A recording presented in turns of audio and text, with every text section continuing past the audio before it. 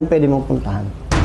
Samantala, ang mga nasira sa Camp Pinpin, kanila na raw napaayos. Ito po, mga bago na pong base to. Ayan, yung base po na yan, bago na po yan. Nasagot halos ng kontraktor natin eh, no? Parang na-warranty, mga 200, 300. Kung kami po siguro magpapagawa talaga ulit ng from the start. Kakaayos lang po niyan.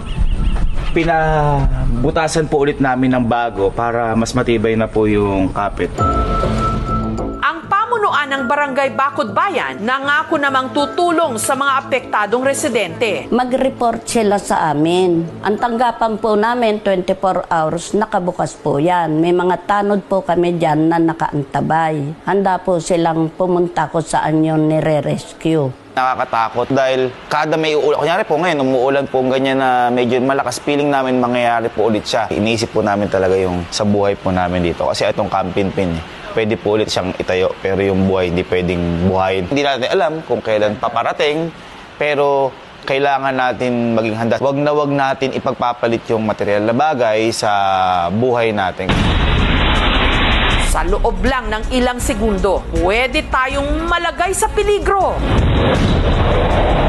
Pinawpar yung ka! Kahit easy tayo, di natin mabangon yan. Sa isang kisap mata,